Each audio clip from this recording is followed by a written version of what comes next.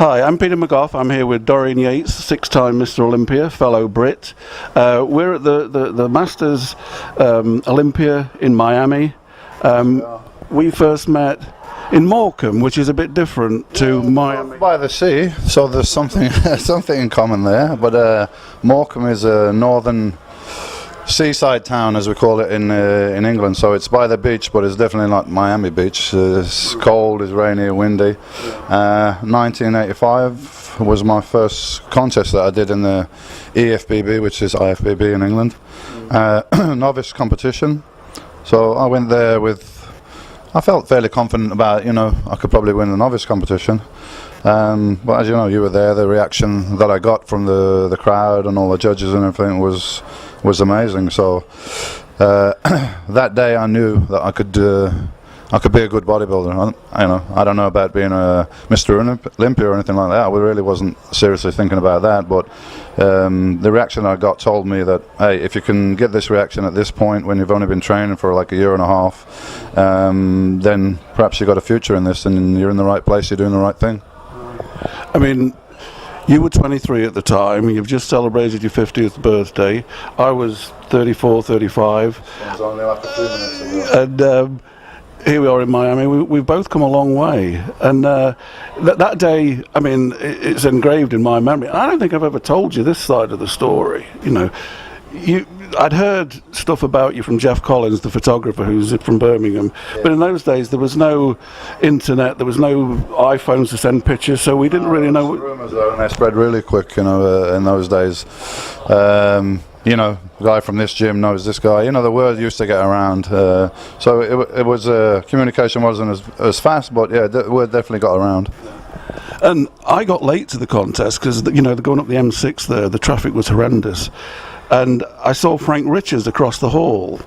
He'd just been in the Night of the Champions after a 14-year layoff, got fifth. I went across to congratulate him. I don't think I've told you this story. I got my back to the stage, and I'm congratulating Frank. And I said, now you're back, you'll be back for a few years. He says, no, I'll only be around 2 or 3 years. And I said, why? And at that point, Sweet Dreams by the Eurythmics started to play. Dun, dun, dun, dun, dun, dun, dun, dun. And Frank said, and he's pointed over my shoulder at the stage, because of like that. Bastard. And I turned round and I saw this human granite statue walk out, and it was like, we'd never seen condition like that. Andrew Searle, the British heavyweight champion, was there. He basically said, that's me done with for next year. Did you expect that sort of reaction? I had no idea that would be the reaction. I was like, my kind of, already setting goals and everything. My goal was to try and win this contest, which I thought I had a good chance of winning it. And I wanted to go on then to do the finals at the British Championship, but the novice finals. I wanted to try and win the novice Britain, and I remember being backstage and looking at other guys, and it looks pretty good. And but obviously when I see the pictures now, the guys I'm standing next to, there's no comparison. But I didn't quite realise at the time, So it was a revelation, and it gave me a boost. Like, you can do something. There was a lot of interest. Ron Davis, who was head of the EFBB at the time, and I think he was heavily involved in the IFBB, so he knew a lot of people, knew all the athletes and everything, and he took interest in me and invited me to the World Games. So kind of threw my plans off a little bit there to go into the novice British Championship, because I basically went from one weekend in a novice competition to the following weekend being in the World Games, which was equivalent to a World Championship. So it was like really in at the deep end, and I didn't enjoy that because I didn't think I was really ready for that standard of competition, although I did well. I did 7th place out of 13 guys, right? So not bad for a novice, but still, from that day I said, well, I'm not going to enter a contest again unless I feel I'm ready to win that contest. Of course, never guaranteed you're going to win it, but as long as you're confident you're going there with the goods that you could win the contest. That was my goal from that time on. I mean, you won that novice contest in Morecambe, and I remember you started walking up the pier with your bag, and I came running after you, and I think you thought I was a bit of a lunatic because I was asking for an interview and a photo session. I don't think he was a lunatic. It was a compliment. The magazines wanted to talk to me. I didn't really have any. Still didn't really sink in the impact that I'd made. I was like, wow, the magazines want to talk to me. That's cool. But I was just putting my trophy in the car for safekeeping. I wasn't leaving, and it wasn't my car because I didn't have a car. I even had to like catch a lift up there to get to the contest. My friend had to take me up there in a hired car. So it's how things have changed, you know. So then, I mean, as you've said before, that was a learning curve for you. You never did anything under anybody else's behest. I mean, the AFB wanted you to do that contest. After that, you did exactly what Dorian wanted to do. Yeah, I don't like being out of control. I like to be in control of my destiny. So that's always been the way I try and do things. And of course, you're always going to get people trying to influence you, push you, pull you, whatever, for their own reasons. So it can be difficult, but you just got to keep your eye on and be confident in what you want to do and stick to that, and that's what I tried to do. And then when you came 86, the British Championships, you won the heavyweight division but lost the overall to Chris Oskies in the light heavies, which was a really, really poor result. And let me tell you, I watched it happening, and I know you're cool, and I thought, I'm going to go backstage and he's going to be jumping up and down and pushing through. And I always remember I got back there and you stood there with your hands on the hips and looked at me, and all you said was, well, I'm pissed about that one, and then you walked off. Yeah, pissed off. There's no reason to get any more excited than that, and I kind of look at it now. Maybe it was a blessing in disguise. It was a bad decision, and I think it was a little bit my first experience of maybe a bit of politics and stuff, because I was the new guy. I didn't know anybody. I don't really know, but anyway, you get it, right? Sometimes you have bad decisions, and I think that was one of them. But if I'd have won that contest and I'd have won the whole shebang, the British overall, then I would have been eligible to be a professional. And at that point, I don't believe I was ready. So maybe it was a blessing in disguise, you know. It gave me a bit more time. I actually took 2 years to come back and do the British Championship again and win that outright, and then be confident that I was good enough to be a pro.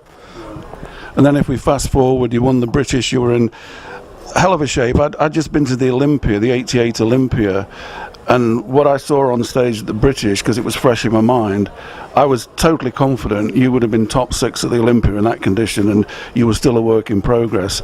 And then you took another 18 months off to come at the Night of the Champions, and I always remember the athletes meeting, nobody's looking at you, who is this guy? You know, Eddie Robinson was there, Bob Paris, they were there, Robbie was there, but when you walked on stage, it was like you drew 26 was the last number, and they always say, oh, well, you're on the end of the line, nobody will notice you. And everybody's saying, who is this guy? What is he Swedish? Is he Russian? What is he? Yeah, it broke down all the myths, as I see it, because that's all I heard pretty much in England was like, oh, yeah, but you know the Americans, you can't beat the Americans, as if they have more than 2 arms or something, you know. And the other thing was, of course, you don't know the judges don't know you don't have any publicity in the magazines, all these things, you know, they're going to go against you and you're not going to do well. But I didn't listen to that, and I think if you're good enough, people are going to see it, right? So I went there, I think it was, 20-something guys there, and right on the end of the lineup, in the shadows, you know, kind of excuses that people use. I was in the shadows, people couldn't see me, whatever. I had no pre-publicity, but it didn't matter, because when I got on stage, I don't know how long it took, but it was not very long before the New York crowd started stamping their feet and going, Dorian, from not knowing who I was. I actually remember Wayne DeMiller, who was running IFBB Pro at the time. He came to meet me in New York airport and just walked straight past me, because he had no idea what I looked like, and he was like, I'm sorry, I was looking for a black guy, because you've got a funny name. And all the previous bodybuilders from UK were, you know, Bertil Fox, Johnny Fowler, Albert Beckles, they're all Caribbean, they're all black guys. So he walked straight past me, he didn't recognize me, and so that all changed in a few days. It's funny you talk about pre-publicity. Maybe this is a thing you don't know. We did a photo shoot with you, Kevin Horton, and I sent the whole thing to Flex, the pictures and the story. And I'd done work for Flex in the previous 10 years, you know, if something in Europe to do it. And I spoke to the editor there, and he said, well, you're only pushing this guy because he's English. And I said, you know, since I've been connected with you, there's been 10 British champions. I've never come on. And they never ran the story. And I said, he's a future Mr. Olympia. Take my word for it. You know, and I was seething. It's going to be Mr. Olympia, right? Okay. So they missed out on that. But I don't know. I mean, you never said you were going to be Mr. Olympia. It was more me at the time, wasn't it? And I didn't seriously consider. I always did one thing, a step at a time. So I actually had a plan that when I went to Night of Champions, if I didn't get in the top 5, I was seriously not going to compete again, because I was like, all right, I'll give it my best shot. I've took some extra time out from winning the national championships. Now I'm going to go into a pro show, and if I'm good enough to be a good pro and have a future in the sport, then I'm going to place highly on the first contest. Historically, if you look at the people that are outstanding in the sport, probably only exception maybe is Ronnie, who took a little time to flourish and get to the top.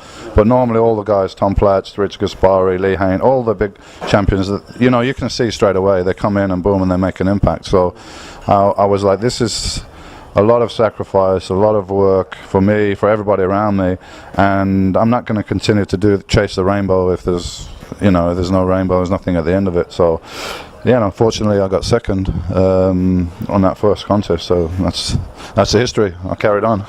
Yeah, in that 1990 Night of Champions, Momo Benaziza, and he was really at his peak, he was the winner, and it was obviously between the two of you, and I said to you before the pose down, you got to get next to him. You got next to him, and you said to me, I'm going to run after him and do everything but kick his ass off the stage, and that's what you did. Yeah, well, I went there, and to do my best and compete, and it was very impressive, Momo. He had a great, didn't really have any weak points, very full, great condition, so he was a tough competitor. But yeah, I went there to try and beat him. That was the same time when the first time I competed against Lee Haney. I went there with that frame of mind to try and win.